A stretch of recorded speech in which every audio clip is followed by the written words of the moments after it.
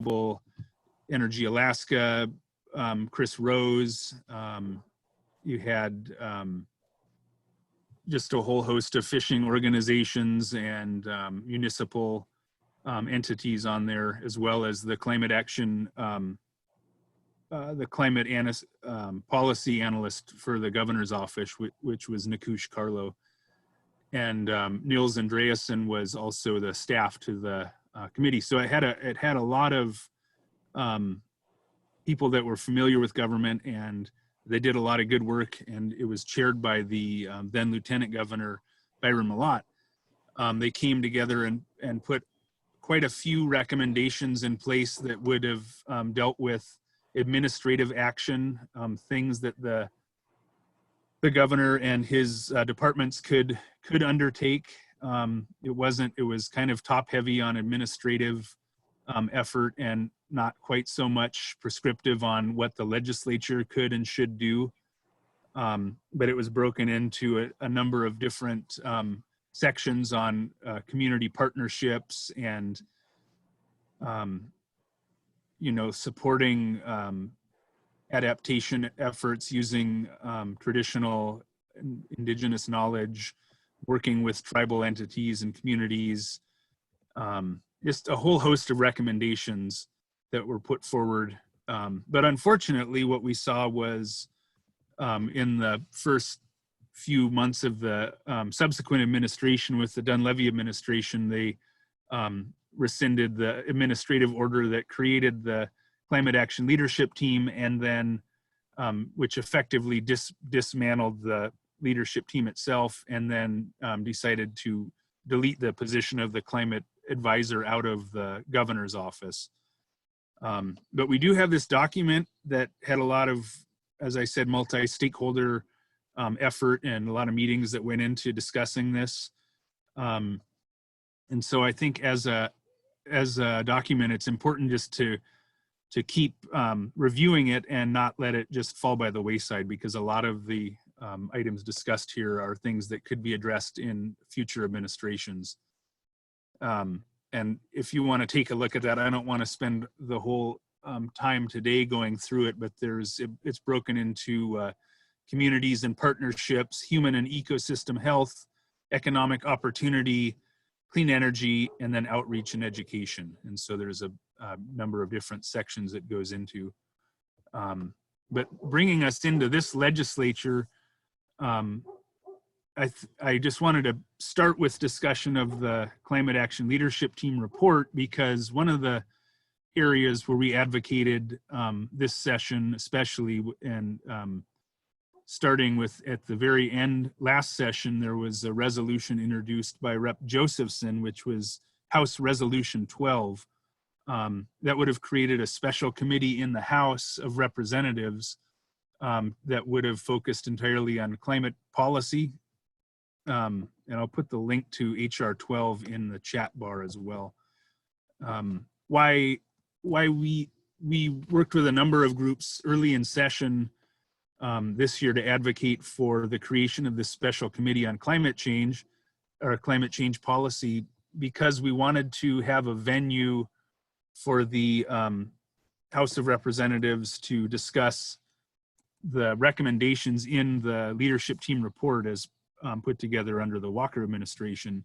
And HR 12 would have created a special climate change committee for those discussions to occur in, instead of having what ultimately happened is we were about to have a series of discussions in different committees on some of the different proposals in the Climate Action Leadership Team report, but that just was getting going. We had some of the members, including former Mayor Hopkins and Mike Levine of Oceana and others, had met with in one committee hearing to discuss the report generally in the process that went into creating it, but they didn't get into the nuts and bolts of what was proposed. And that's what we were ultimately aiming for. But just to go back on the HR 12 discussion, that we got a lot of people, there's a lot of interest in seeing it come to fruition, but ultimately leadership in the House of Representatives decided it was too late, being introduced in the second session of a 2-year legislature for it to actively, do a great deal. And so there was essentially the leadership determined that they didn't want that special committee to move forward this year, and so it didn't make headway. But that doesn't mean it won't be something we'll work to move forward in future legislatures. So that kind of covers the two items that are interlinked on the climate leadership team report. But if there's questions, I don't know if I'm not looking at the chat bar right now, so I don't. We don't have any questions yet, but yeah, good reminder that if you have any questions throughout, more than welcome to put them in the chat and we'll answer as we go along. Great. There was not a huge emphasis on climate policy this session. There was other items that the legislature was ultimately grappling with. And then we saw it was for shortened legislature doing when they got out of Juneau rapidly after going into recess to after they passed a series of emergency measures pertaining to the COVID-19 pandemic emergency response. And it sounds like they're going to be going back in. They're still technically in recess, and they won't be out of the session won't adjourn until the 21st of May or the 20th of May, but likely they'll go in next week or sometime very soon to look at how they're going to allocate the COVID-19 response funds from the federal government. And so that will be something to focus on, but I don't believe at this time there's any specific policy items that will come out of the legislative session dealing with climate policy. Some other items, though, I wanted to touch on, and there were two bills that did pass this year, but I'm hoping that our speaker after me will be able to provide a briefing on those bills. But one item that your Northern Senator Click Bishop worked on was Senate Bill 115, which would have doubled the state motor fuels tax. And I bring that up only because I know it's not directly like promoting renewable energy, et cetera, but it is a form of looking at, providing a responsible tax measure on motor fuel consumption. And also within that bill, they took, there was a discussion on treatment of electric vehicles. And the latest version, and this bill might pass because it's in the House awaiting concurrence. Let's see, it passed the Senate to the House made changes, sent it back to the Senate passed it back to the House in the final day before they recessed. So it's waiting for the House to vote on it still. So it could pass. But what they in the legislation, they looked at adding a registration fee on electric vehicles as a way for electric vehicle owners to participate in a fund for highway and road maintenance. And the electric vehicle community, as far as I'm aware, was fairly split on the idea. There was some strong opposition to that, as it looked like it could be a disincentive. Adding what they did was they doubled the annual registration fee, the biannual registration fee. So every year, electric vehicle owner would pay $100 every year, as opposed to the 50 or the 100 every 2 years that traditional internal combustion vehicles pay. And so that was just looking at kind of creating a avenue for EV owners to participate in funding highway maintenance. Some EV owners that I heard from were not unhappy with that arrangement, as it it allows them to kind of normalize the use of electric vehicles and participate in the highway infrastructure fund. So that was Senate Bill 115. And I was just made aware during the Alaska Youth for Environmental Action had their Earth Day climate strike, and Representative Andy Josephson participated in that. And I was unaware, but he had an amendment to Senate Bill 115 that added a surcharge, or added an additional 5 cents to the tax, I believe, that's proposed, that would go to Department of Environmental Conservation, oil spill prevention and response department funding, which is important because right now that's funded on a surcharge on oil production, and oil production has gone way down. So that means there's less income going into that fund. So this would be an alternate means to keep funding that important organization. And I know it's a topic of high interest down here in coastal Alaska because it was born after the spill prevention and response division was born after the passage, after the Exxon Valdez oil spill. And so there's a lot of interest there, but it's also utilized for spills regarding refined fuels, et cetera. So that legislation is poised to pass, and I would imagine it might, the tax envision there would add, I think, $60 million under current consumption levels, which of course are down now, so it's hard to really project, but that is an additional financing mechanism for state services. And I just bring that up as climate, in relation to climate legislation, because it has tangential connections to that. And that was by Senator Click Bishop. Another item that related to electric vehicle use that was sponsored by the Senate minority, the Democratic caucus in the Senate, were Senate Bill 208 and Senate Bill 207 and 208. And Senate Bill 207 sought to create an electric vehicle infrastructure fund in the Department of Commerce, Community and Economic Development. And that would be a source that they could be a revolving loan fund for local governments and other entities to access to have financing to begin creation of electric vehicle charging stations statewide. And I'm going to post it here in the chat. That was introduced rather late in session, and it didn't have much of a chance of passing because it was from the minority caucus in the Senate. And by the time it was introduced, which was pretty late, that was right before they got onto the COVID response package discussions. But the money for the revolving loan fund was proposed in Senate Bill 208 as an appropriation to come out of what's called the Capstone Avionics revolving loan fund. And that was set up, I think, in the 80s or 90s, I don't know, but it's not been a widely used loan fund, and it's mainly for, some on this call may know a lot more about it, but it's for funding certain navigation devices for private aviators.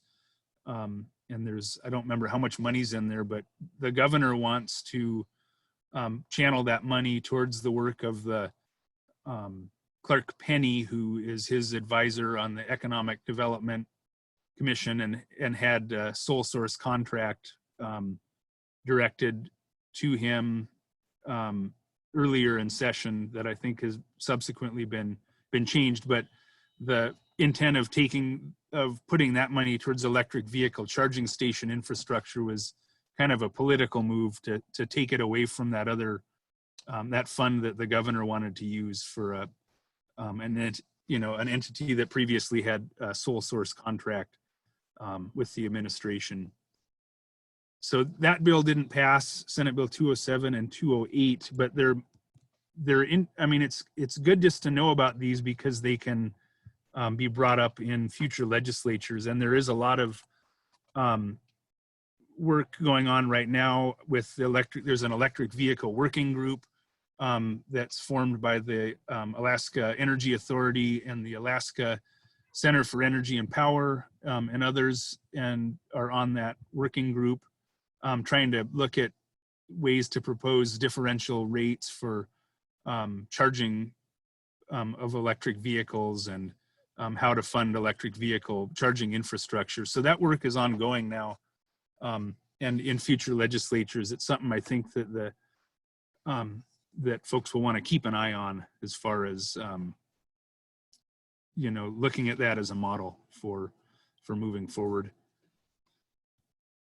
The other item that I wanted to highlight that also did not pass, but was introduced late in session, was Senate Bill 216, which is the Climate Change Emergency Response Commission, and that was introduced in the Senate by the Senate Democratic Caucus as well.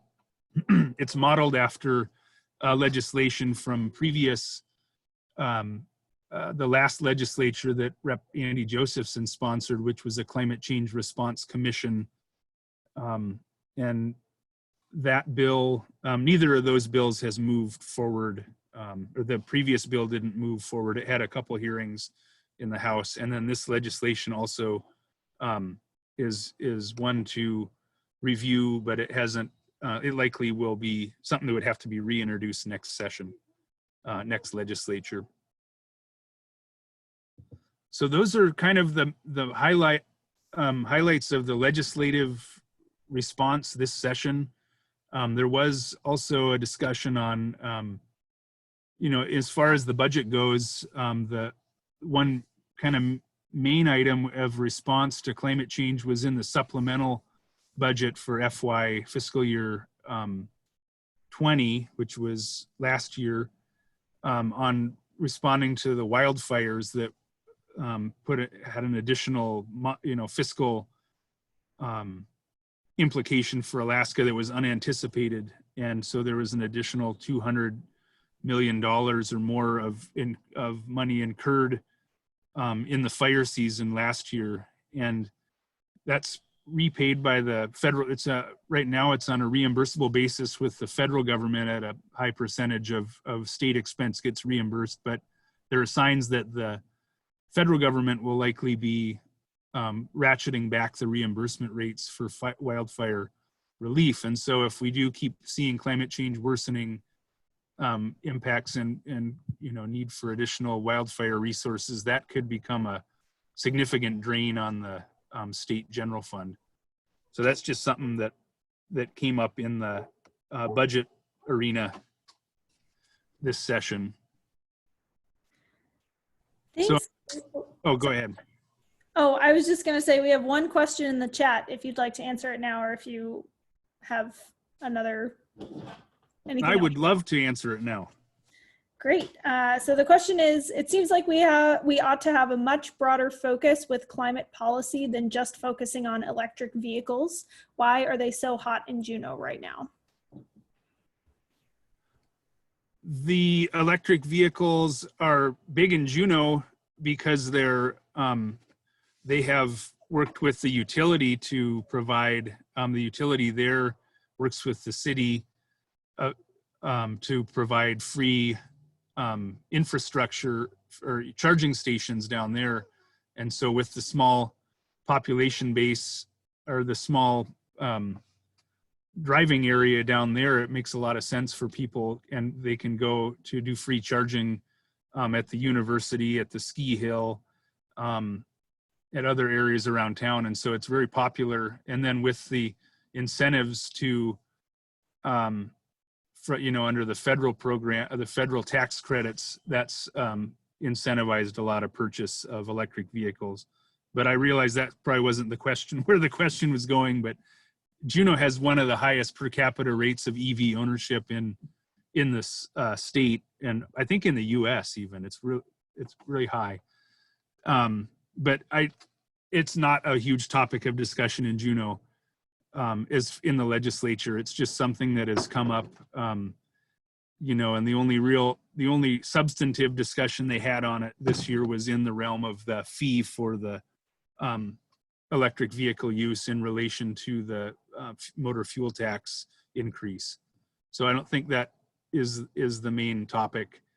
that the legislature is looking at, but the legislature has not taken a broad, I mean, they've been struggling with a number of different financial issues as they tend to do. And so I think the climate discussion, especially under this administration, has really taken a back seat so far.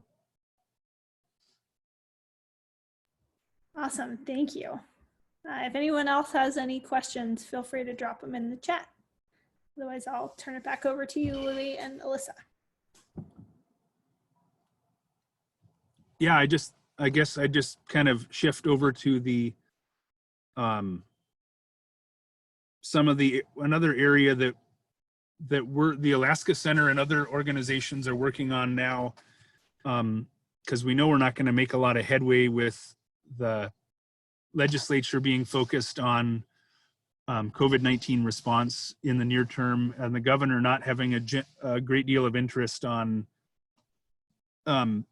addressing climate change. And so we've looked at some of the recommendations in that climate action leadership team report, talk about local government coordination on climate change planning, adaptation and mitigation efforts. And so we've initiated a discussion. We've held the first work session in March, but we've initiated a series of discussions between local governments on ways they can move forward together in local government climate action planning efforts. And so we have met with, and we're right now in the process of building a cohort of communities that are interested in working together and receiving trainings and sharing knowledge as they move forward on climate action planning in Alaska. And that would include the Fairbanks North Star Borough, Municipality of Anchorage, City and Borough of Juneau, to some degree the Kenai Peninsula Borough. We have the City of Homer, Seward, and Soldotna are all working together to address climate action planning. And so we've really shifted gears recently to more localized planning coordination efforts. And so we're just looking at, and that kind of ties in with the climate change is being recognized more and more as a aggregating factor, or what's the word? Not aggregating, but aggravating factor in COVID-19 and other health responses. Air pollution, air quality, and wildfire smoke are interlinked in the respiratory distress arena. And so the COVID, in our view, moving forward, they're interlinked. The climate adaptation, climate planning response is hand in hand with human health and safety response coordination between local governments. And so we're looking at it in a broader sphere and trying to discuss it in that way. But right now we're trying to put together this cohort of communities, and they would, then we're working with a group out of Oregon, Ashland, Oregon, called the GEOS Institute, as well as University of Alaska Fairbanks and University of Alaska Anchorage, to create a pool of communities. And then we'll go out and look for grant funding to begin the kind of coordinated workshopping and knowledge sharing effort. So that's one area where we've really shifted from looking at the legislative response and the administrative response to more local efforts. But right now the problem, or most recently, we're just having trouble with all the focuses on response and then economic recovery. And so there's a lot of subcommittee, like the joint climate change task force in Fairbanks is right now idled because I believe that no commissions are meeting in Fairbanks right now, as the government is trying to, and the borough government's looking only to move response efforts forward. But someone there could correct me. Yeah, that's as far as I have heard. And I think one of, I mean, if nobody has any questions, I think one of the biggest questions I get when it comes to climate legislation and policy um, in the legislature is really where sort of the leverage is, like who, what seems like the biggest push in the legislature in climate policy is it electric vehicles? Is it air quality? Is it figuring out the allocation of funds, and where that pressure, where that support should be pushed? If that makes sense to you, Louie.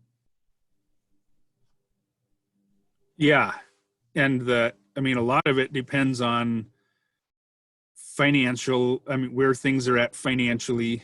When we saw the expansion of the renewable energy fund and other the creation of the energy efficiency revolving loan fund, and other areas that have really moved renewables forward in Alaska, that was also kind of linked with the availability of money in the operating budget and the capital budget to finance a lot of these projects. And so to a degree, there's a when Alaska's facing financial hardships, it's really hard to get discussion on grant funding of projects moving forward.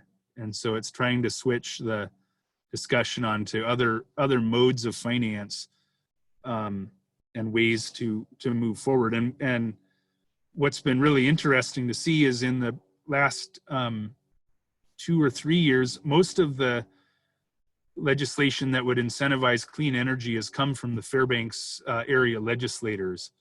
And that's in response to, the pressure that Fairbanks Natural Gas has put on the legislature to create a, way for them to build out their natural gas system in Fairbanks, but also has a secondary, and so there has a secondary benefit of incentivizing other clean energy solutions. And so we saw a bill that was Rep. Wool, I think, had both the pieces of legislation. It was the Commercial Property Assessed Clean Energy Program, which would allow homeowners or business owners to install clean energy, renewable energy, and energy efficient retrogrades on their commercial property, and have that be repay that through an additional assessment on their property tax, their annual property tax payment. And so that's a bill that went through and is law of the land for all Alaska right now. And there's a working group with Fairbanks, Anchorage,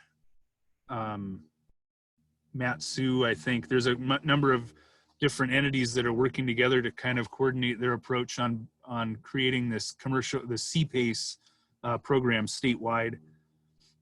And an additional clean energy financing tool right now is the on-bill financing program that was passed into law, again, by the Office of Rep. Wool as the main driver for it. And that would allow electric utilities to offer financing, repayment of clean energy improvements on properties via your electric bill, and then offer a variable interest rate.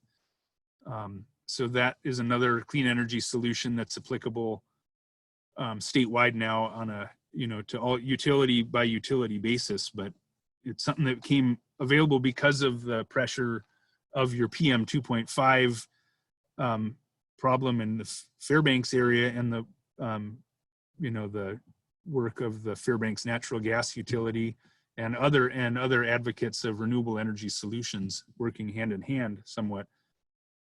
So that, I don't know if that answers the question, but that's just one reason that things have moved forward on clean energy most recently, and it's not been grant funded because the state's doesn't have the cash on hand right now to really move forward on a lot of funding of big renewable energy utility scale projects as it had in the past. And so kind of looking at more ways to thread the needle that allow for financing mechanisms that could support and incentivize clean energy, but then that also causes extra, it presents advocacy organizations like ours with an additional opportunity to advocate once it's passed the legislature, then advocating at the community level or the utility level for adoption of these policies, and then building out support in the community for them. And so that, like, for instance, on-bill financing was passed by the legislature, but it was voluntary for utilities to adopt it. And so there's work being done in each, at least in mine, I know, and we're trying to trying to educate and build up understanding on the board of directors of our local utility. And I know work's being done in the Golden Valley service area at the board of directors level on building up understanding of ways that this project can be started for different utility members or utilities in that service area. And so most recently, I mean, the last 5 years or so, it's been really not a lot of giant groundbreaking policies have come forward, but it's been kind of working on these other areas where financing or programs are made available, but it requires further work and education and advocacy to get them built out. Awesome. It looks like we got 2 questions here. First one is from Lisa about CPACE that was laid. I don't know what that word is. Fallow. It was laid down for a while, and then now, when AA has a grant funding to move it forward, hence the working group. Can you speak to the timeline for this moving forward? They heard that there was an ordinance, that there was ordinance language for 5 municipalities and could be ready this summer. Yeah, and I have not tracked their deliberations as closely as I should. I'm part of their working group, and they meet kind of once or twice a year, it seems like, and but I know they're definitely getting closer. And if they were able to develop a model ordinance, the way that, for everyone else's input, the way the legislation passed for the commercial property assessed clean energy or CPACE law was that it in order to be enforceable or enacted in a local jurisdiction or a taxing jurisdiction, it has to pass by a vote of the assembly. And so they're each of the entities that's looking to coordinate on developing the CPACE project are developing model ordinances that can be enacted in each different jurisdiction, but look very closely similar, because the ultimate intent is to have kind of a third-party administrator of the program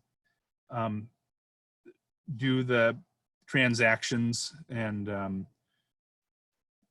so it wouldn't fall on an individual finance department in an individual municipality. So if someone wanted to participate in CPACE, they could go to the CPACE administrator in that office, which would be kind of a third-party host of that function that would provide financing to any participating municipality, if that makes sense. And right now it's looking at mostly the larger municipalities that are going to be initiating that. Cool. Did that answer the question, Lisa? Hopefully it did. We have another question that's asking about this coalition. So can you tell us more about the goals of the coalition of local governments working on climate measures? What kind of resources do they hope to share? Yeah, the local government climate action cohort would, if they came together and were able to find, we have say 5 to 7 communities that come together and agree to move forward together, they would be participating in different workshops to share like what process they had gone through to develop their local government climate action plan, what has worked for that individual community that another community could adopt, what hasn't worked. You know, there's a whole host of issues that are usually unique to the local government but that can be adopted or you know, borrowed from other communities that are developing their climate action plan. For instance, where I live in the city of Homer, we developed a climate action plan in 2007, adopted it, put it on the books, but there's not a external mechanism to push it forward. Like other groups have, like Juneau, City and Borough of Juneau developed the Sustainability Commission in order to move forward on some of the climate action goals that they've established in their climate action work. So, you know, the organization getting together would be able to look at what's worked and what hasn't worked and whether they want to try and adopt that in their local government. They could look at public, you know, the response that Public Works in different areas has made to address some of the issues of adaptation in that jurisdiction.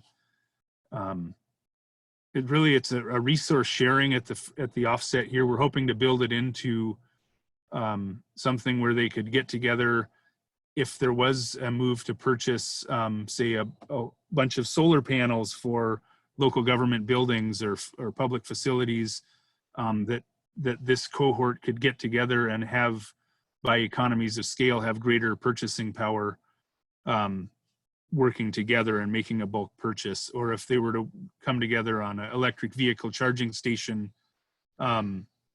initiative, or electric buses, or you know, if they can work together, the cohort idea is that they can then, you know, move forward and ultimately save money for their residents by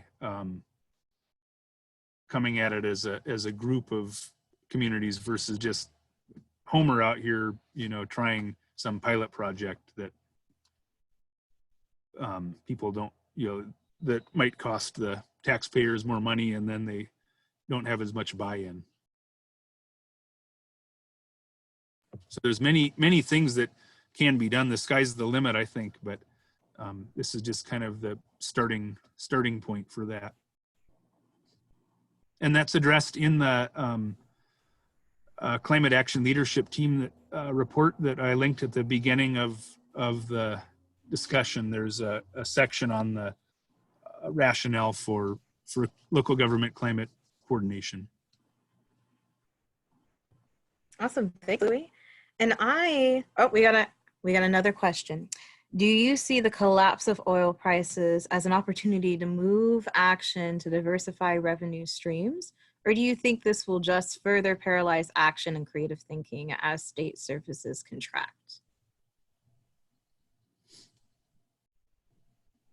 I think that from what I'm reading, that, I mean, the legislature will most likely have to grapple with potentially, you know, instituting a broad-based tax in the next session. And so I think what they're going to grapple with is how much of the, you know, what to do. There's a large constituency that wants additional draws from the earnings reserve account of the permanent fund to, you know, provide for stimulus and emergency response checks to the population. The legislature is going to have to grapple with that pretty soon.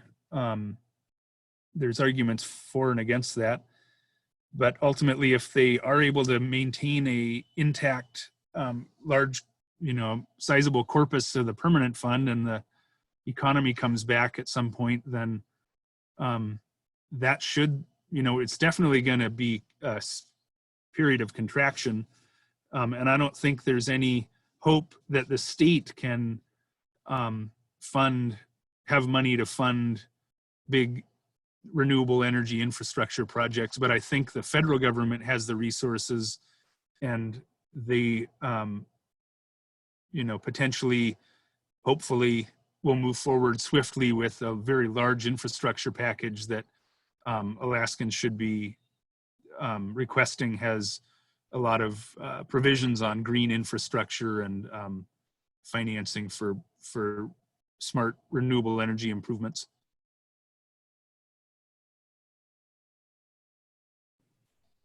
Yes, and let me sip a little bit of this coconut water before I ask you this question. Go and hydrate. This is your reminder to go hydrate and go eat something. It is almost 5 o'clock, almost dinner time. Please go hydrate.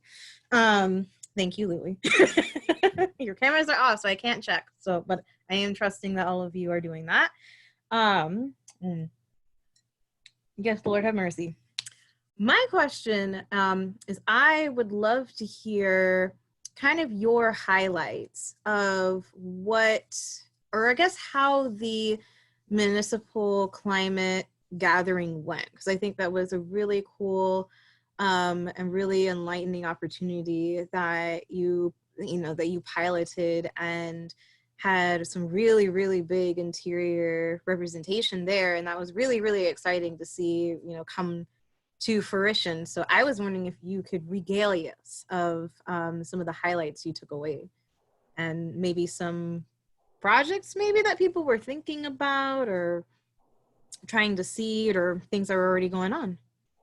Yeah, it was originally envisioned as a full day facilitated workshop in person in Anchorage, and that got changed to a half day facilitated video conference, and it was all over the state. But we had participation from City of Homer City Council, Kenai Peninsula Borough, City of Seward, Municipality of Anchorage, Fairbanks North Star Borough, and the City and Borough of Juneau Sustainability Commission. And it was really an opportunity for people to just come together and share their experiences. And like I said, there's the City of Homer has adopted everyone's in different places in local government climate action planning. And it's really exciting because there's everyone is trying to figure out how to make it work the best, or how things should be done that are effective and create buy-in in the community. Homer adopted ours in 2007. I don't remember when CBJ adopted theirs. I think 2011.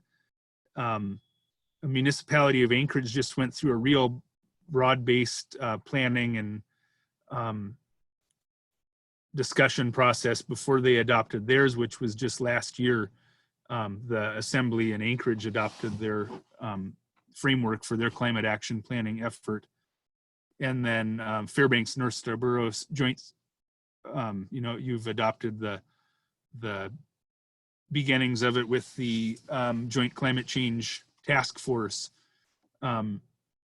So it was really, we just went through and had each local government kind of highlight where they were at in the process. And then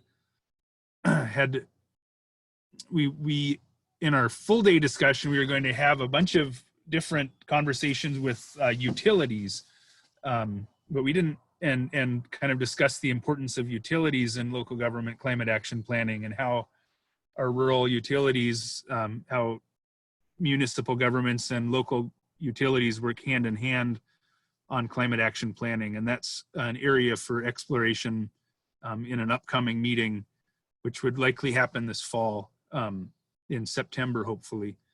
But it was definitely, it seemed to me to provide everybody that presented with a good opportunity to ground truth where they were at and where others were at and where they could potentially move in the future. And that's when we launched the discussion on the climate action cohort. And we had Nancy Fresco from Scenarios Network, or Alaska and Arctic Planning up at the Geophysical Institute in UAF, presented on behalf of the university system for their cohort planning process. And they're also working with us and the GEOS Institute out of Oregon to move this climate action cohort together. And so we really initiated that discussion on that idea at that meeting. And we also had First Lady of Anchorage, Mara Kimmel, presented on, and she was also a member of the climate action leadership team under Governor Walker, and has long had an interest in local government climate action planning. And she spoke and talked about the real importance of everyone working together right now, especially in light of the need for greater coordination on the COVID-19 response among municipalities and how they can share from what each other are doing. So I guess that to me seemed like just having a forum for discussion was really important. We had it facilitated because I didn't feel up to the task of facilitating, given my skill set. And that I thought also worked out quite well. I wished we had recorded it, but we didn't do that. But we have notes from the session that I'm still working to put into kind of a report form that should be available soon. Awesome. Louie does some cool stuff, y'all. We got one question here. Two questions. Okay, first one is there a champion for an Alaskan Green New Deal in the legislature? I know that there definitely is, yeah, for sure. I mean, I bet bits and pieces of an Alaska Green New Deal would appeal to pretty much any legislator. And then if it, financing it would be the question. But we have the Alaska Industrial Development and Export Authority.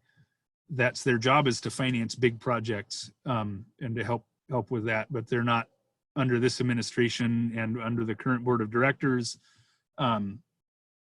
That's not where they've been headed. But there is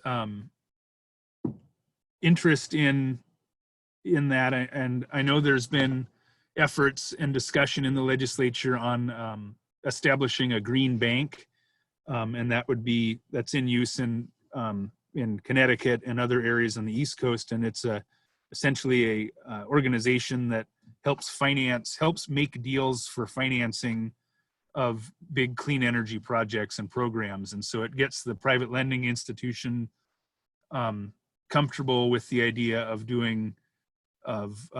creating big packages of financing for big renewable energy projects or programs.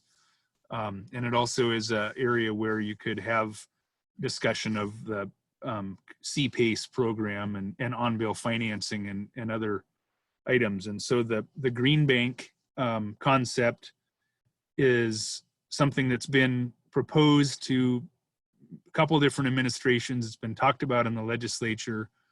And it's something that should definitely, they're under the discussion of a national climate bank is what they're calling it in the federal stimulus package, could be something that would generate the funding mechanisms for big, very large scale renewable energy projects. And I think there'd be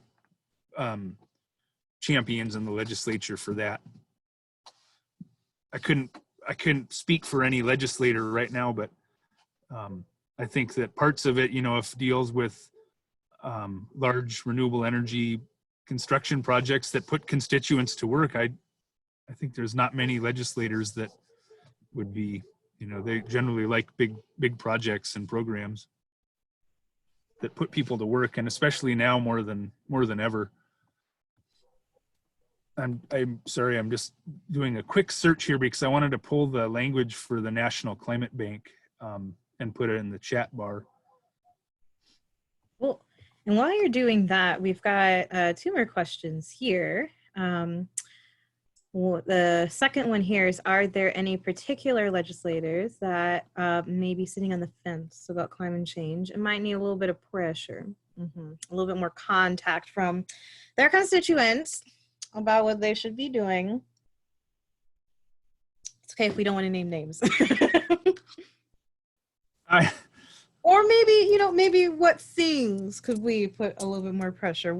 In what direction should we, be doing some things?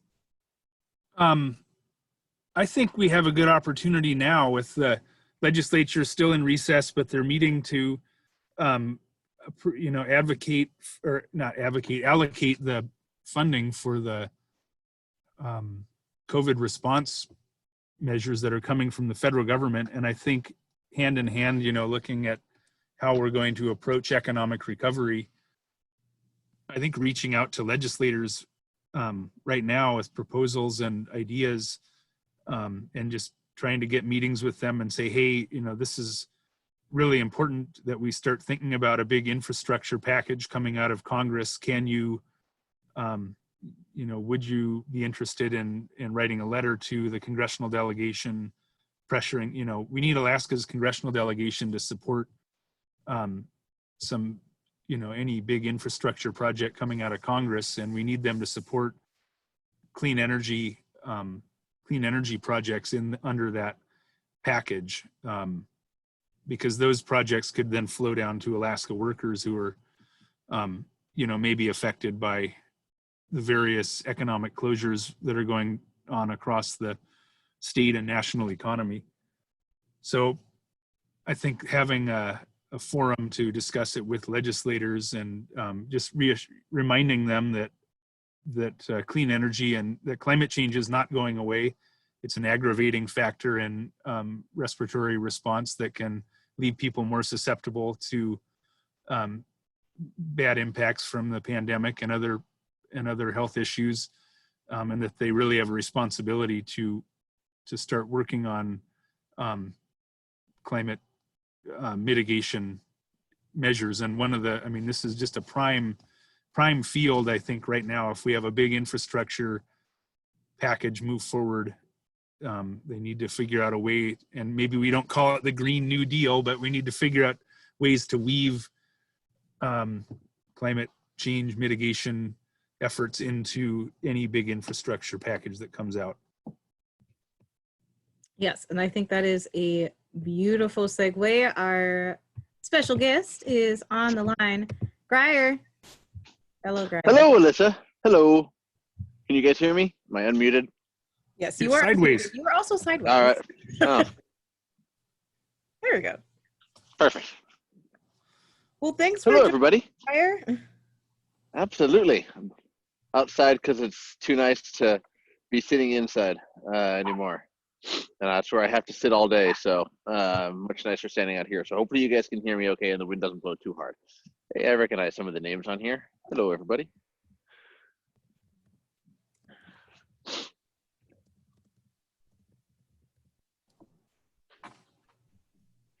Hello? Hello. We can Hello. hear you. Can you hear All me? right. Yes, I can. I didn't talk about either of your bills. Okay. Well, I introduced a number of bills. Hi, Lisa. But I'm assuming you're talking about what ended up being Senate Bill 123 that passed, the electric reliability operator, and that hopefully can find some reform measures on the rail belt electric system to bring more efficiencies and to lower the cost and to get new renewable energies and to start some economic dispatch, as well as House Bill 232, which is the air quality and energy efficiency property tax credits. I assume those are the two you were talking about? Yes. Awesome. Well, before I just start talking about my bills, which I'm always happy to do, are there any certain topics you guys were talking about over the last hour or so, or hour and a half when you started at 3:30, or any questions anybody has to start off? I mean, we have just really been, what we wanted to do was just sort of highlight all the different climate-y things that happened during the session, and really wanting to save yours for last because they're kind of our, our state's victories of climate policies. Like, yes, we finally got these. And, I think that's an amazing reminder that a lot of this and what we do in this movement is a lot of struggle and celebrating the little victories we get along the way. And so we wanted to leave that part for you. But yeah, we definitely do have some questions here, and I'm sure that people will have more questions here in the chat that will just swing your way. Certainly, and I'm on my phone standing outside, so I don't have access to the chat. So just let me know when they pop up. One thing I want to start out with is that it might feel like sometimes there wasn't a ton of successes that you can list, but a lot of your advocacy and your work as the Alaska Center and Fairbanks Climate Action Coalition and Northern Alaska Environmental Center and all the organizing efforts you guys have done in elections and during the legislative session really led to a lot of defense that we were able to successfully play. Able to shine a lot of lights on Pebble Mine developments, ask questions about Donlin Creek developments, kill or delay and ask hard questions and put forward good amendments to things like the Tier 3 waterways. I don't think it was House Bill 136, I think. Just a lot of good defense that was played by a lot of organizing efforts and legislative gavels and chairmanships that were in the hands of good people there. So there's some wins, but there's not a lot of losses in terms of legislation, and I think that's important to remember. Just a real quick note on my two pieces of legislation. The first one, Senate Bill 123, was what passed. As the chair of the House Energy Committee, I introduced House Bill 151. They were the companions for it, and that was the rewrite for trying to make the utilities actually plan together for the first time in their 40-year plus history. This effort's been going on since the early 90s. There's 3 or 4 iterations of this electric reliability and unified service operator efforts that have been going on, and the previous 3 chairs of the Energy Committee had tried to move it in some form or another. They were met with resistance, mostly from the utilities, the electric utilities themselves.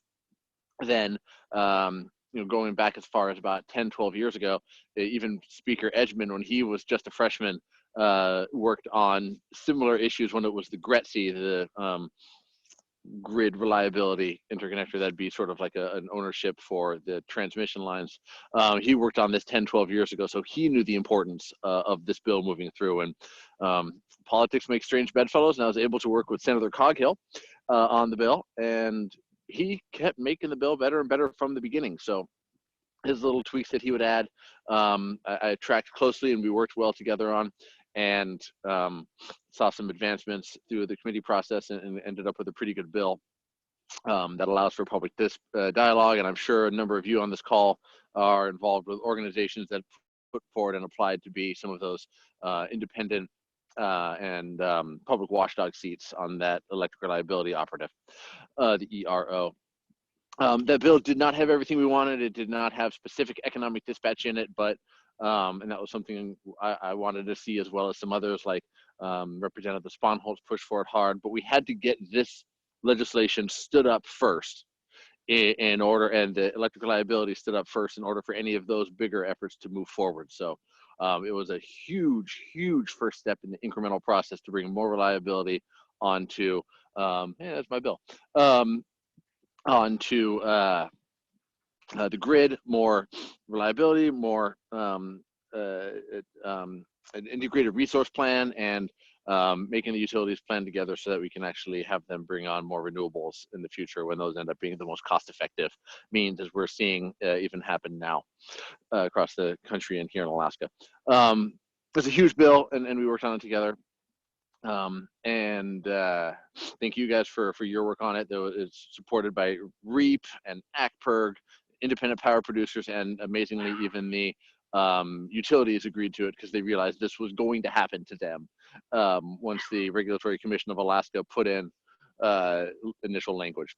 And then my other bill, House Bill 232, is the result of an idea actually that came out from the local Fairbanks Borough Mayor and the Borough Assembly, in an effort to improve local air quality here in Fairbanks, and get people onto more natural gas and off of using diesel fuel and wood smoke or wood stoves here in Fairbanks as well. So the Department of Environmental Conservation put a deadline for fixing Fairbanks' PM 2.5 problem of 2029, 10 years from now, which will be 20 years since the issue really came to light in Fairbanks.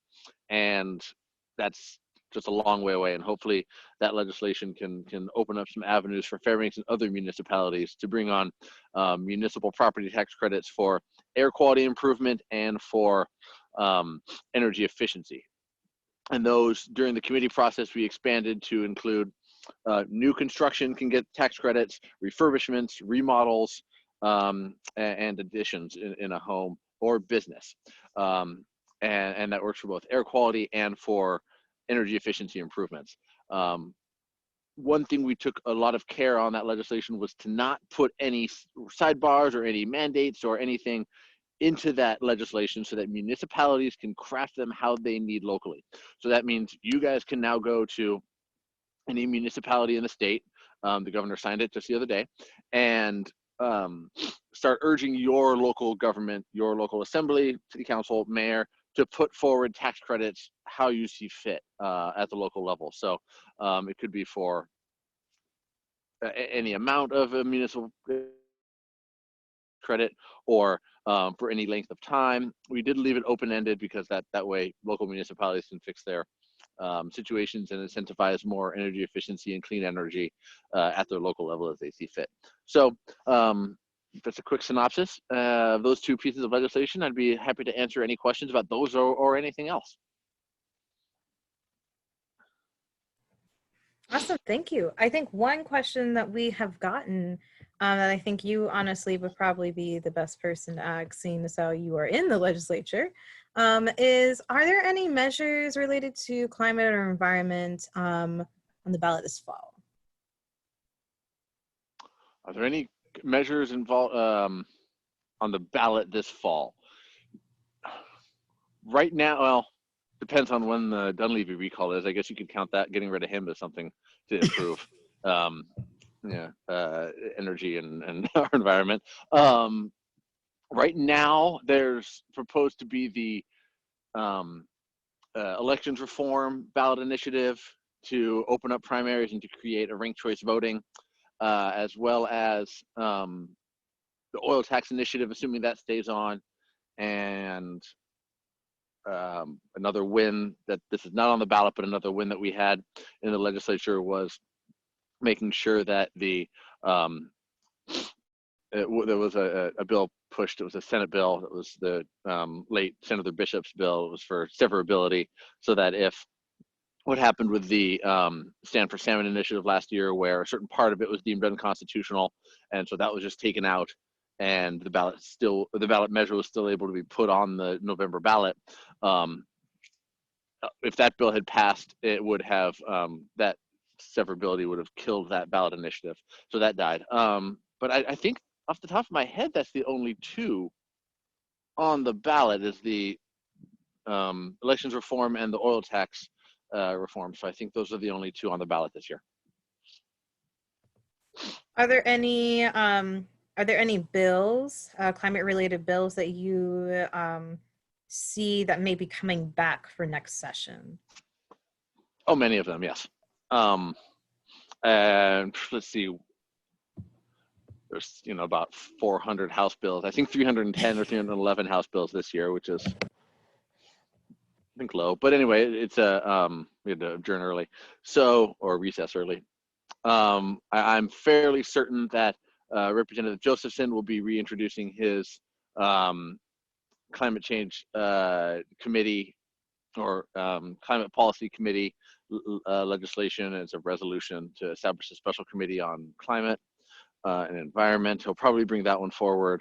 I'm sure that the Tier 3 waterways of some sort will be brought forward. That's an environmental bill. It's not one that I agreed with in its most recent iteration. What else was out there? I can't remember other bills that we had hearings on. There was toxic bills on removing toxic chemicals from furniture and toys and things that was introduced by Representative Guerin. That one will probably come back because she's been working on that for a long time. She also introduced a piece of legislation towards the end of session. It was a resource committee bill that deals with invasive species and how to address them. Elodia is something that I've been tracking closely since I was a legislative aide, and I hope that comes back so we can start working on addressing that, as well as some of the PFAS, PFOA legislation that Senator Keel and Representative Hannan introduced to try to get a handle on how we address cleanup of that chemical. So I think those are the only ones I can remember off the top of my head, although I'm sure there's many, many more. But standing outside under the blue sky, I can't remember other ones. Awesome. Well, I mean, that's the question that I had here stacked up for you. Again, if anybody has questions for either Louie, Representative Hopkins, or myself, please go ahead and put them in the chat. We'll answer them as quick as we can. I think one thing that I would love to sort of rack both you, Briar, and Louie's brain is thinking about next session. You know, we have had a lot of struggles and a lot of victories this session. And what I really love to not just get, you know, our elected leaders prepared for, but our communities prepared for, is thinking about what we want to be doing moving forward. We know that the stuff that we're trying to get through the legislature takes a lot of time, and it takes that continuous effort and that continuous visioning to make those things happen. And so what are, you know, some key things in your mind that you really either want to push or you either really want to see moving forward? And I can sort of, you know, sort of butter up the pan here. One thing I would really, really love to see more in the legislature is a little bit more interconnectivity in terms of how these problems and how, you know, how these effects of, you know, of the climate crisis really affects all these different parts of our aspects. I think that one thing that we're seeing during these times is how these tiny little bits of language in our, you know, in our bills, in our regulations, that make it life or death for certain communities. How, you know, how we're seeing a big push for ordering groceries at the grocery store, but people who are on food stamps can't participate in that because those programs don't take food stamps. So what do those people do?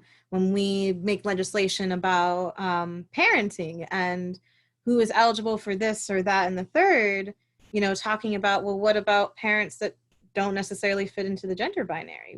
How are they eligible? Are they even eligible? What sort of conversations? And really pushing that interconnectivity, that this all really is connected, and all of our communities, whether marginalized or not, are all really connected. So what could I be doing? What could I be sharing? What could I be educating, especially with my representatives and my senators, about how important language is, and how do we actually make that a legislative thing?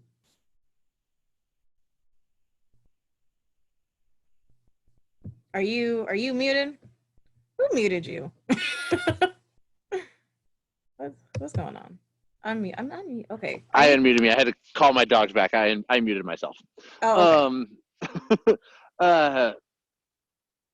One of the things that a lot of people don't, the public generally doesn't remember, is that we are legislators year round.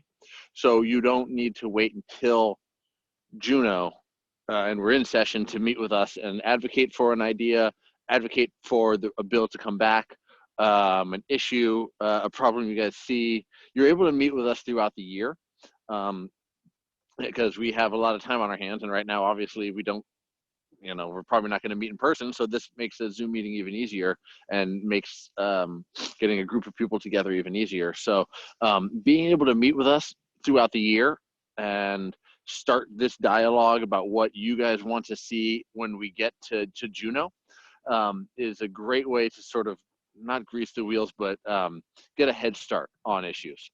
And so that's something I'd certainly recommend, would be to continue meeting with us in the interim and in the especially after the election, between that November to December timeframe. The Interior delegation holds a lot of hearings with a lot of different interest groups right before we go back down to Juneau every year. So hoping that I win re-election, I'll be there, and we'll be able to organize those meetings. And if you guys are interested in meeting with us, oftentimes it's just some legislators and staff, sometimes it's more legislators, sometimes it's more staff, but it is a good way to start getting your hopes, plans, and priorities in front of us before we get to Juneau, and then we get distracted by everything from zero revenue to international pandemics to oil wells that are collapsing into the tundra because the permafrost is thawing below them. So I think that's an excellent way to make sure your priority to get in front of us is to meet early and often with us.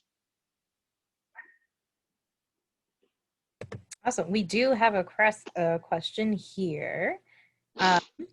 We've been talking a little bit about the idea of a Green New Deal, particularly in the terms of economic stimulus. And as we're thinking about these unprecedented, I cannot talk, economic crises, would there be any appetite in the legislature for thinking about addressing a long-term economic challenges that we face in terms of economic diversification and climate action through stimulus efforts?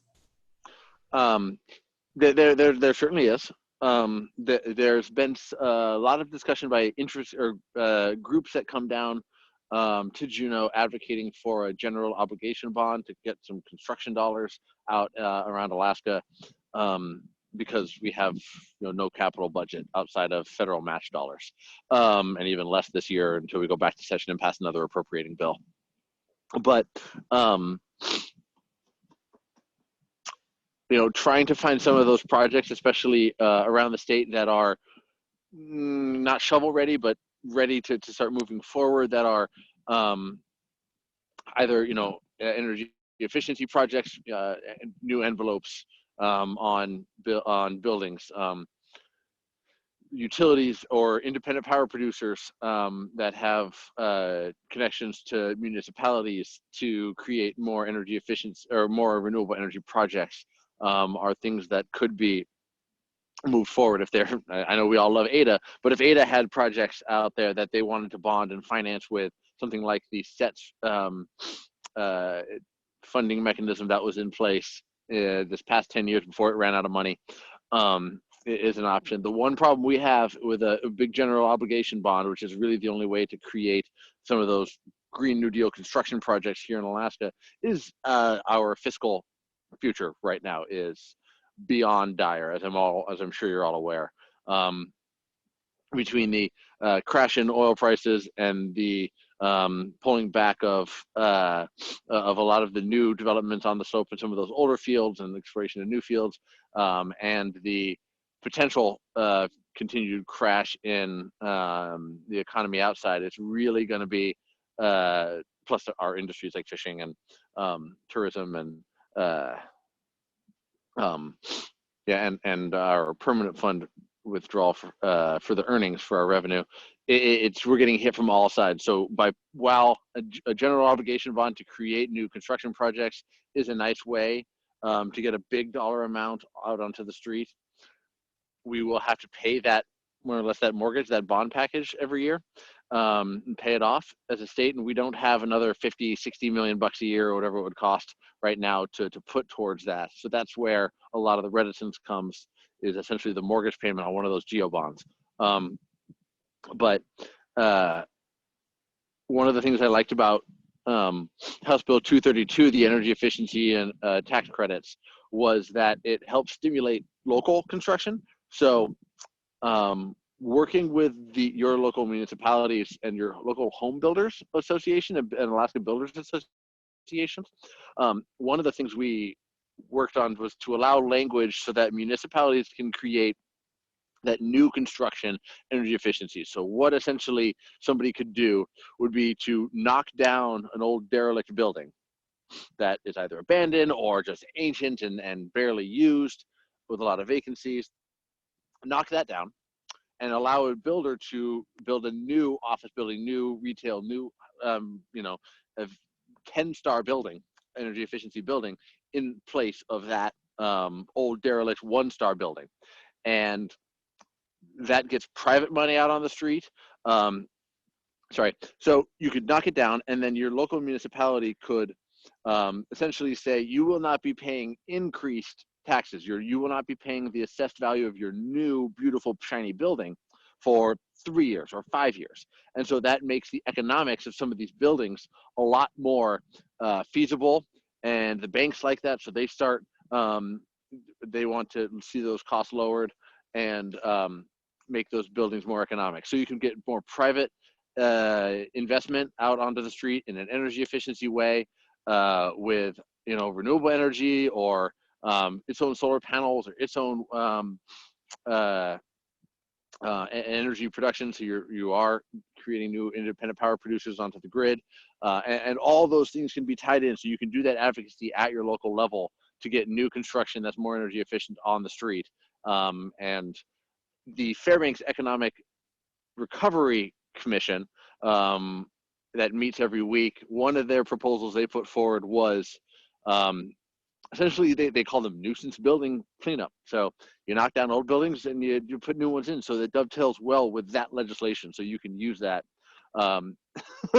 Yes, Shoshana, like the Polaris building. I was also thinking a lot of them on South Cushman that are no longer used, along College Road, a lot of places that could be a good business center, and see new investment that's energy efficient. So that would be a great way of doing it locally and avoiding the legislature, because sometimes it's a lot easier to partner at the local level with those builders, with chambers of commerce, with hospitality industry, and you guys to find that common ground. Awesome, thank you. One thing I'm really curious about, especially in these conversations of Green New Deal and just re-envisioning how we rebuild, especially after many of the crises that we're facing, is what is the space, or I guess sort of partnership in terms of the legislature and the military here, in terms of, clean energy initiatives, clean energy projects. We know that the Navy is really, really interested in Arctic research and does give a lot of funding to many nonprofit corporations up here in terms of doing research on buildings and energy efficiency. But I'm wondering if there's anything in the legislature that kind of includes the military as sort of a pusher in terms of that. And I guess what I mean is that I envision, when we're talking about development and infrastructure, and the challenges that we have, especially in the interior about that, having our military being, helping with that, having our military helping with setting up clinics and helping with the building and helping with roads. I mean, these are the people who are kind of like trained to do things like that in an instant, and how we're doing that in a way that is not just respectful to our air and our lands, but also in conjunction with our communities. Like, how do we build exactly what we want and how we see together?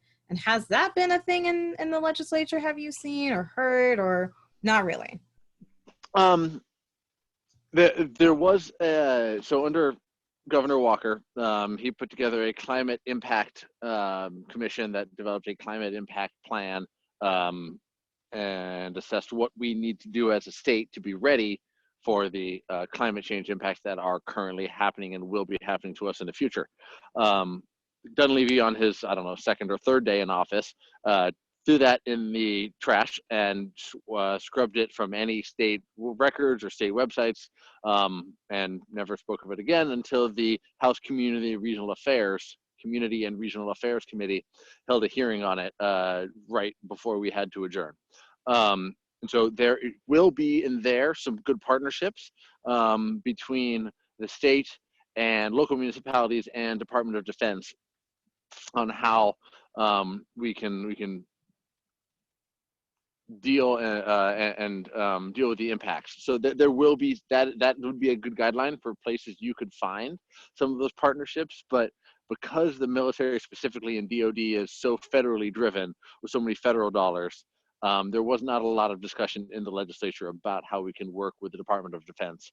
But one nice thing about the military is they are not up for election every few years and don't have to worry about their public perception with a certain demographic of voters. And so they do understand that climate change is real and it's going to be creating destabilization across the world and here in the Arctic. So that is a good opportunity for national and state level advocacy with DoD to make sure that they understand what we need and are putting together something in the Arctic that is reasonable for climate impact and ways that we can mitigate future plans from the Department of Defense. But there was not a lot of legislative discussion about what the military can do. There was one presentation in House Resources, and to I believe also the Legislative Budget and Audit or Legislative Council, I can't remember, from Mike Shrega, who used to be here at the University of Alaska Fairbanks and now works for Woodrow or the Wilson Institute. I can't remember the name of the think tank. Did a big presentation on how the military and world powers are working or are dealing with the opening up of the Arctic. So there is some avenues there to see what might be coming down the line if you went and did some research and looked into that presentation as well. Awesome. Louie, do you have any questions or prompts or? So many. So many. No, thank Hey, you Louie, for participating. yeah, Louie, I've got a question for you first. How do you, as a commercial fisher yourself, see the governor's proclamation that came out yesterday with how to safely or theoretically safely open up the commercial fishing season? I saw it as, for Bristol Bay where I fish, as pretty much license to do it. I didn't think there was a lot of safety measures built into it. Sorry, my kids are four-wheeling around the yard. Nice. I keep looking for my dogs to make sure they're not running away, so I know the problem. No, I think that, what the governor's mandate does is it says you have to go from, if you're flying in from Seattle, you go right to your boat. There's quarantine in Anchorage. And so I thought they were going to build, like, I know a lot of North Slope workers are required to quarantine in place as soon as they get into the state. This encourages people to go right to Bristol Bay to start their quarantine, which I thought was a little straight fun. to the village.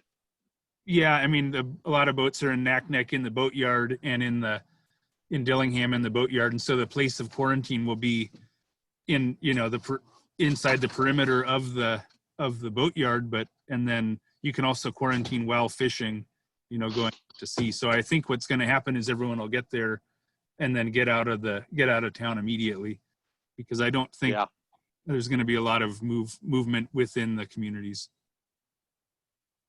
Interesting. Okay. Yeah, and I Thank you wonder for that. if those places really even have the capacity for that, because at this time, with all the closures and people really just trying to keep themselves and their family safe, and then they have this influx of fishermen trying to do the same thing. How is that really going to work without really those provisions and those resources for people to even take care of themselves? Yeah, I know. I mean, we were talking about the use of military facilities, and that Air Base Kingston has a lot of you know, there's a whole village there that's gotten scuttled since the 90s that hasn't been in use since the Air Force stopped using that. But I recommended that to Senator Begich and Governor Parnell, who are part of the that joint economic or the governor's stabilization team, as like, why don't you coordinate with the military on opening this air base and all the facilities adjacent to it and create a quarantine and a, you know, temporary medical site. But they didn't listen to my advice. I real quick, I had seen a question from Richie Music earlier when I was talking about the new construction tax credits. Yes, Richie, that is property tax credits that I was talking about. Yes. Well, I was literally just going to ask you to Yep. just chatted them. I'll get them to clarify which one. And I see a lot of names I recognize on here: Lynette and Sharon and Lisa. Hello, Lisa. I miss you for running into you at all the bars you can't go to, or I guess just the distilleries mostly. Julia. Everybody knows Julia's running for State House, and I can't wait to work with her down in Juneau as well. Hello, Julia. Oh, wow. And Ryan and Tristan, thank you everybody for being on. I'm not going anywhere. I just wanted to, hello Lynette, just wanted to say hello. Diane, wonderful to see you on here too. And Sue also, thank you guys. Louie, are you in a tent?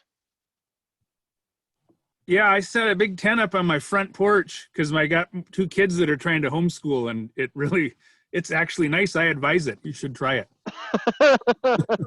That's awesome. I'm working at home. My wife is an attorney in town, and so we have an open floor plan in our house. We live in a loft, 900 square foot loft. So we have a lot of noise canceling headphone meetings, which is fairly handy. But we're in the same room all day, and it's going well. It's going very well. So that's nice. I did my 2-week quarantine after I got back from Juneau. In my staffer, Joe Hardenbrook, whose wife is the assistant executive director at the Northern Alaska Environmental Center, and I was in his basement, his rental basement, for 2 weeks doing my quarantine, where there was no internet hookups available and almost no cell phone reception. And so I was nice not having a lot of screen time actually for those 2 weeks that I was in the basement until I got home. And now we have other internet issues, as I'm sure many Goldstream and Esther folks are well aware of. It's a hard knock life. It is. Is there a yeah?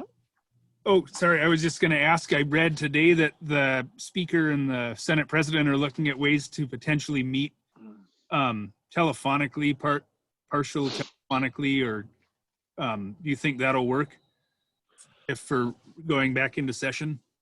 I think it will eventually work. It's going to take some legal finagling, waiving of some uniform rules, and what that is going to look like is, I wish I was more expert on the uniform rules and Mason's rules and what we can do as a legislature for how we can vote. So the Constitution mandates that we meet to take votes. And as we were starting to wrap up our session and go to recess before we all had to quarantine, we were understanding that we could not vote on legislation, but we could hold committee hearings by Zoom or telephonically.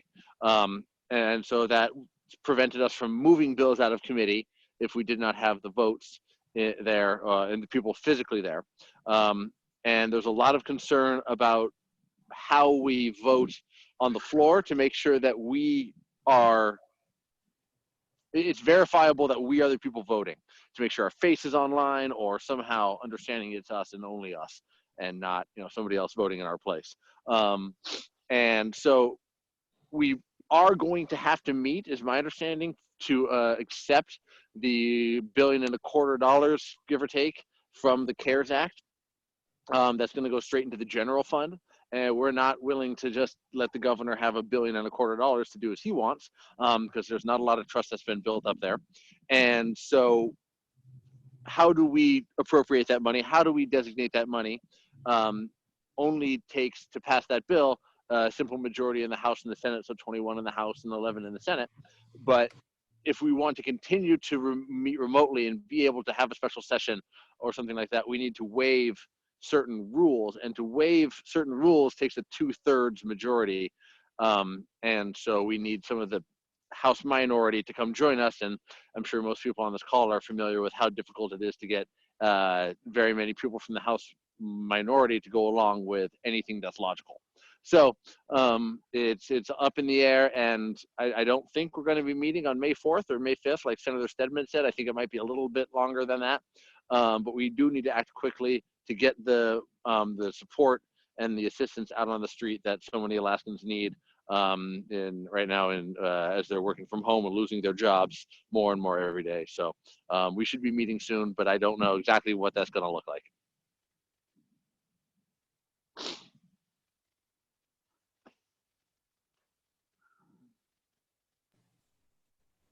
Louie, did you? Who's got more questions? No, I mean, the last thing was just me saying hashtag called out, but nothing yet. Did you have any other questions or discussion points?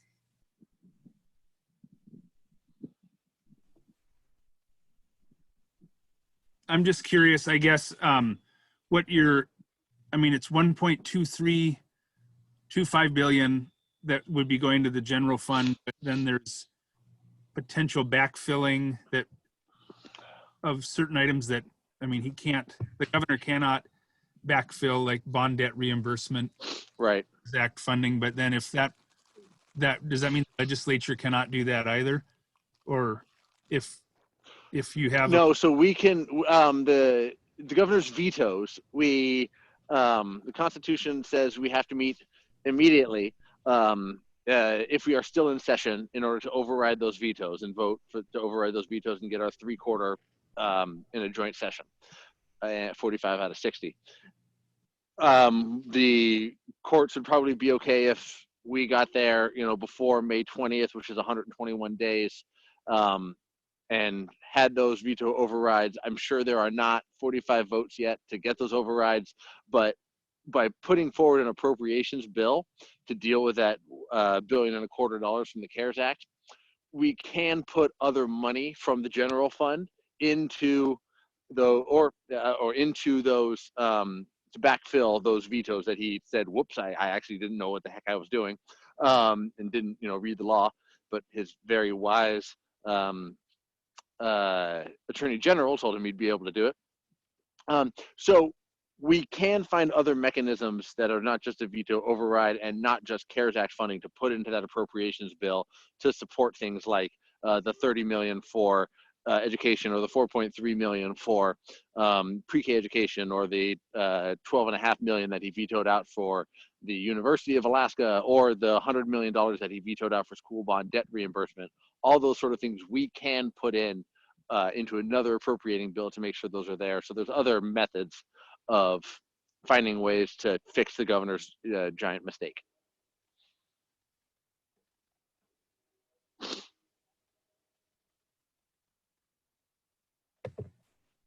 Awesome. Well, that definitely cleared up some questions that I had too.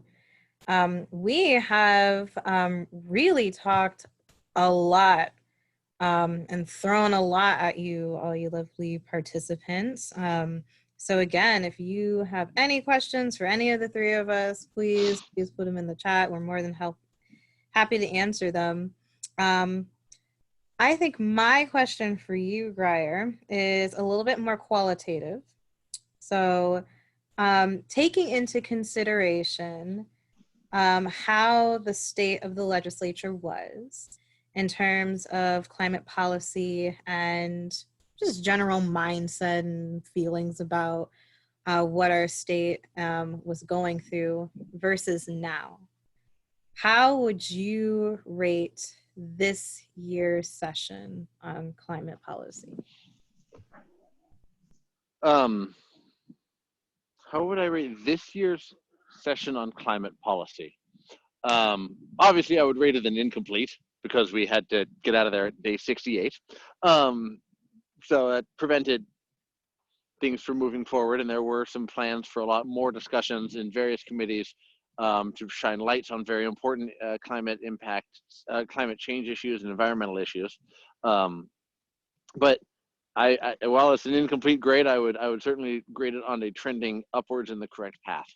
You know, the Tier 3 waterways bill, House Bill 136, we did a lot of work on. I think we had 10 or 11 hearings on it before it died in the House Resources Committee. And we improved that bill, but it was not a strong bill. And so I was happy to see it hold off to be able to be worked on in the future and to get more important input from groups like the Alaska Center and Native organizations, NGOs and municipalities. So that's going to be important in the future, but the work that was done on it was good. And so that was important. Raising the PFOA issue was incredibly huge. Defending the funding for the Ocean Rangers project or program, and while he vetoed it, the there's not going to be any cruise ships anyway, and that's how pays for it. But that program stayed in place. The governor introduced a total overhaul of that Ocean Rangers program, and that was getting worked on in the House State Affairs Committee, but didn't have time to roll out that bill that Representative Fields and Representative Christ Tompkins were working on. We passed Senate Bill 123, for unifying the utilities. We got House Bill 232 passed. The climate change impact assessment from Governor Walker's administration that I was talking about was brought back out of the trash and brought to light again. And some very good discussions around creating a climate committee was also discussed, and it just happened too late in session to create a whole new special committee. But you know, starting that discussion for next year is critical as well to make sure we can try to have that up and rolling. So I think all of those things on the table were critical, and having gavels in important people's hands in the House, from Garantar and John Lincoln to Ivy Sponholtz to Sarah Hannon and myself in the Energy Committee, you know, those people all did very important work on driving a lot of important dialogue, as well as making sure that bad things did not happen. So I would rate it with as an incomplete because it's a 68-day session, but certainly on the trend in the correct direction of important progress. Awesome. And I mean, that's where it's at, is the dialogue. That's what gets things rolling. What is your favorite highlight that happened this session? It does not have to be a bill. It could be whatever. You know, not to be selfish, but that creating the electric reliability operator, Senate Bill 123 and the House Energy Committee 151, House Bill 151.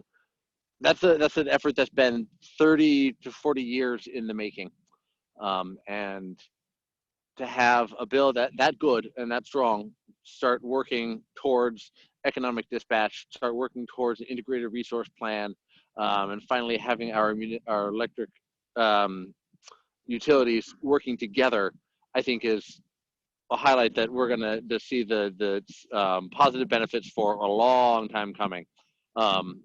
And you know, the budget the governor put forward back in December 15th, and compare that to the budget the governor rolled out with Donna Arduin on February 13th of last year, how different those were, I think is a giant success in and of itself. And the public turnout and the public outcry for what he had proposed gave us the power to see that budget and to give us the power and strength to move forward on a lot of important issues and continue to work together between the House and the Senate in ways that probably has never been seen before in Juneau.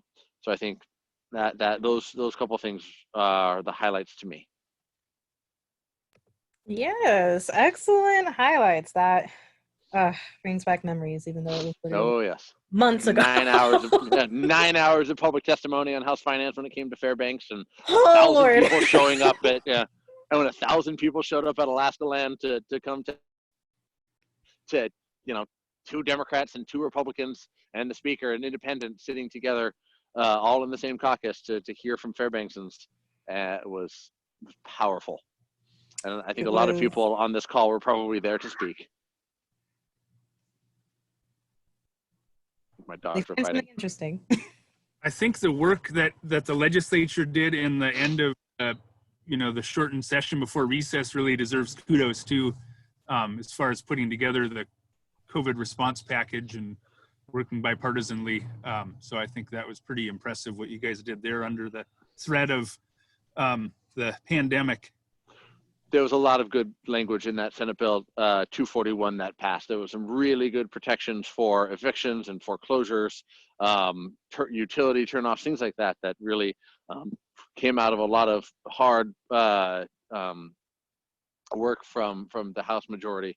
And so I think, while we don't get everything we want, we got that to that. It was important, and we stopped a lot of things. So it was an important coalition to battle against the Matsu and Dunleavy.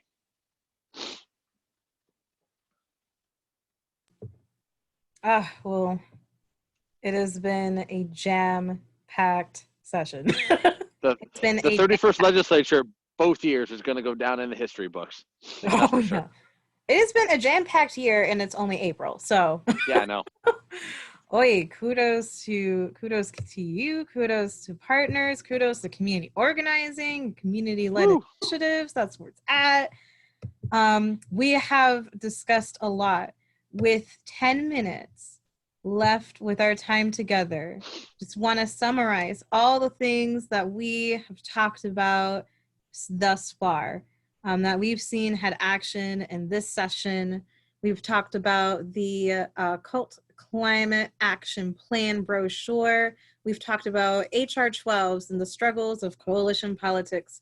We talked about SB 115 and the conversations of how 115 and 207, and the conversations of how to actually participate electrically with our transportation and what that looks like financially. We talked about that as well in 208. We talked about the Climate Change Emergency Response Commission with SB 216.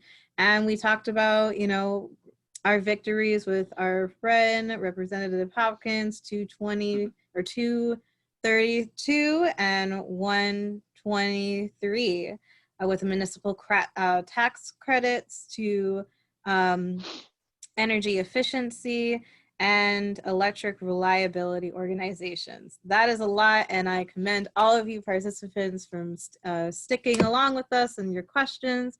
I can definitely link all of these bill documents and resources on the event page, so you can always reference them later.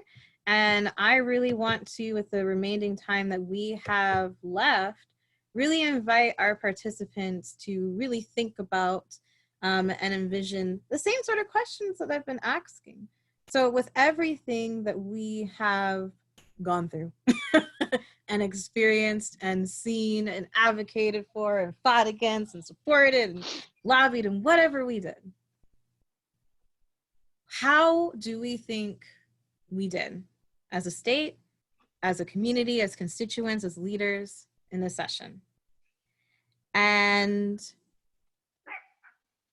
what do we want to do for next session? What are our ideas?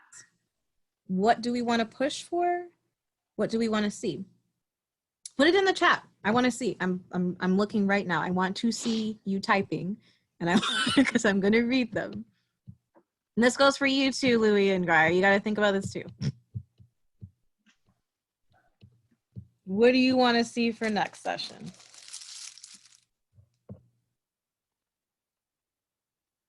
State Green Bank. Green New Deal for Alaska. Well, the governor said he wants 50% renewables in Alaska by 2025. So I'm open for ideas for how to get there. We got 5 years. We better get some moving. We want to see Rep. Josephine. I can't talk today. I don't know what's going on. It's these dang cookies. Representative Josephine's climate oversight committee passed as a first step. Okay, retribution, there it is. What else? I know y'all got some ideas. Shoshana, you can't compliment you. You got to give me an idea. You can compliment me when I think you in person when it's safe Shoshana enough had to her hug you idea in of tearing person. down the. I think Shoshana had her idea of tearing down the Polaris building. Ah, yes. Although I really just want to. I don't understand why we can't like tear the inside out and then just make that, I don't know, like keep the walls up and make it like a community art mural thing. I think it'll be cheaper to tear it down and build a new one. Ooh, we've got solar farms as cost-saving options in low-income communities. Yes, Lord. We have EV charging infrastructure loan fund. Okay, there it is. Mm-hmm. What else you got? There is, how many of you are in here? Besides us four. 14. I got 6. It's in the chat. Just click the chat. That's okay. Visioning takes some mulling over. So do not feel rushed. It will come to you. Cut the oil industry umbilical cord. It's got to, I mean. Supporting renewable communities, yes. Mm-hmm.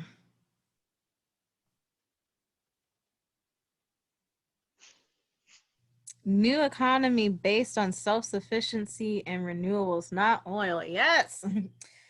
Oh, yes. You know, there was one mention of earlier of diversifying Alaska's economy, and it's something is always brought up in every campaign cycle. People say we're going to diversify Alaska's economy, and it's difficult to do that on the ground. It's difficult to change an entire economy. But one of the things that I heard from a really interesting concept was our permanent fund, our 59 billion or whatever it's at right now. Our $60 billion permanent fund is kind of how Alaska's economy is diversified. And while it's not jobs on the ground, it does diversify our revenue streams decently because it's invested in so many different parts of our country.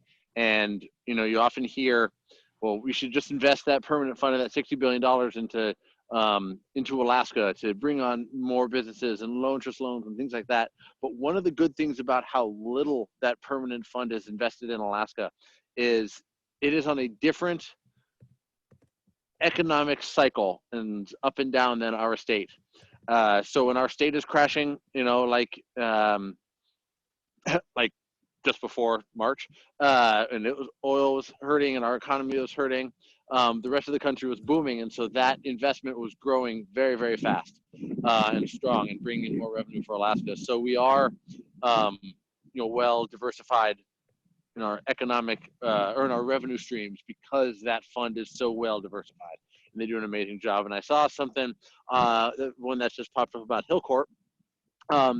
And the Hillcorp deal was something that I don't know how many people watched the joint Senate House Resource Committee hearing with BP and Hillcorp, but that was a stupid hearing. There are so many questions left about that. And it looks like Hillcorp is really getting some pushback from financial investors right now about their ability to take on all that debt, especially with the precipitous drop in oil prices that limits their revenue amounts that they can bring in. So there's still a lot of answers, and that deal, while those two oil companies want to push it through, probably is going to get delayed just based on world economics. Another reason we need to get off of our fossil fuel based revenue streams here in Alaska so that we are not reliant on an international commodity that we have no control over and is rightfully lowering in demand, rightfully finding more ways to not use petroleum and carbon-based products, but that hurts our Alaska revenue stream. So we need to find ways to bring in revenue and stable revenue that's not just oil. Yeah, and I think this group here has definitely got it. I'm seeing a just transition, protect and war, diversify revenue streams, and more sustainable local agriculture. My goodness, renewables, yes.